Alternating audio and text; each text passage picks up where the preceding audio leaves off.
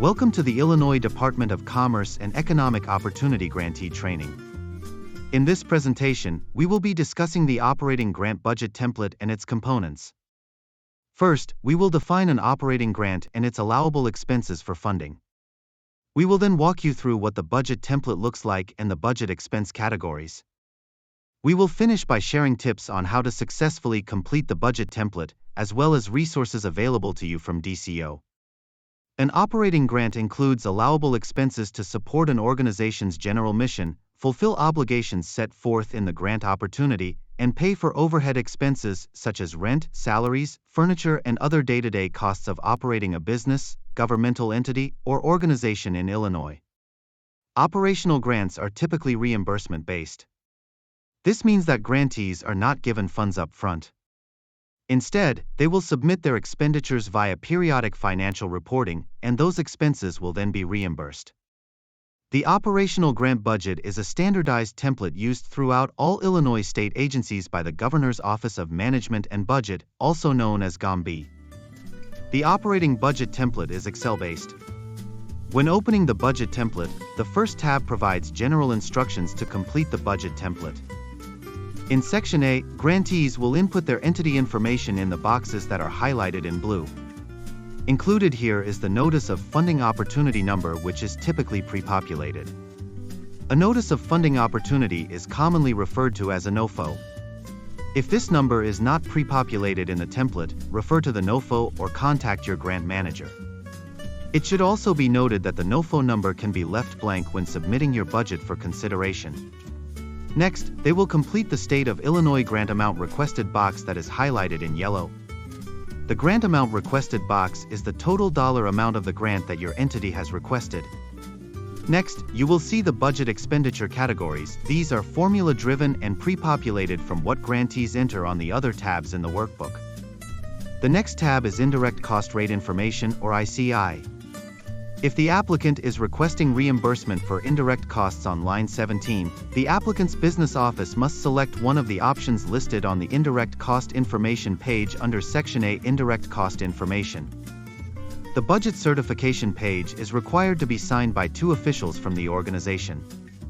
The first signature is for the Chief Financial Officer or equivalent. The second signature required is for the Executive Director or equivalent in the organization's structure. All information highlighted in blue will need to be completed. Now we will look at each of the budget expenditure category tabs. Grantees will complete the corresponding tab within the budget based on their planned project. Each budget tab involves inputting costs, detailing the item and its purpose, as well as a narrative for state funds and a narrative for non-state funds. At the top of each budget category, a description is given to help grantees identify what costs to allocate to each budget category. Again, these tabs will feed into the roll-up tab called Section A. Now, let's check out those categories. The first budget expenditure category is personnel or costs of compensation. Next is fringe benefits, including costs of leave, employee insurance, pensions, and unemployment. Travel includes expenses for transportation, lodging, subsistence, and related items incurred by employees who are in travel status on official business. Equipment includes tools, instruments, or equipment that must be used in the program or project for which it was acquired if needed. Supplies include costs incurred for goods, materials, and fabricated parts necessary to carry out an award. Contractual services or subawards, otherwise known as a legal instrument by which a recipient or subrecipient purchases property or services needed to carry out the project or program under the award. Consultant or professional services, which are costs of professional and consultant services rendered by persons who are members of a particular profession or possess a special skill, and who are not officers or employees. Occupancy, rent, and utilities include costs of occupying and managing a space to carry out the award. Research and development covers costs toward the innovation, introduction, and improvement of products and processes. Telecommunications includes costs incurred for information technology and video surveillance services or equipment such as phones, internet, and cloud servers. Training and education includes the cost of training and education provided for employee development. Direct administrative costs are those costs that can be identified specifically with a particular final cost objective. Miscellaneous costs are those costs that do not fall into any of the previously mentioned categories. To review all entries from the budget, you can open the Narrative Summary Workbook page or Section C. Remember, grantees do not have to utilize all of the above categories, only the categories in which the project entails and that are allowed by their specific grant opportunity. Pay close attention to allowable and unallowable costs when filling out your budget template. If you are applying for a competitive grant opportunity, please refer to the NOFO supplement for information on eligible expenses. Research expenditure prices to provide accurate expenditure amounts in your budget. Be sure to provide detail to each item listed in the budget. Familiarize yourself with the procurement standards in 2 CFR Part 200.317 to 327, which must be followed for all grant expenditures.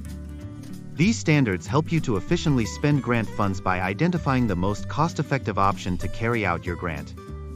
The procurement method that you will need to use is determined by the size and type of purchase. There are 5 procurement methods. These include micro-purchases, small purchases, sealed bids, proposals, and non-competitive procurements. To learn more about procurement, visit 2 CFR Part 200 by entering the bit.ly address shown here, or use your mobile device to scan the QR code on the screen. Keep in mind that all grantees with active grants will be required to submit periodic performance and periodic financial reports, measuring program progress and financial expenditures. More information will be provided on these reports once a grant agreement is developed. To learn more, please visit the GAT2 resource site. GAT2 stands for Grant Accountability and Transparency Unit, which is part of the Governor's Office of Management and Budget. Scan the QR code on your screen or visit gata.illinois.gov/resources. For additional resources, please visit the DCEO Grantee Resources page by scanning the QR code on your screen, or visit dceo.illinois.gov/DCEO-grants. Thank you for watching this presentation on operating grant budgets. If you have any questions, please reach out to ceo.granthelp@illinois.gov.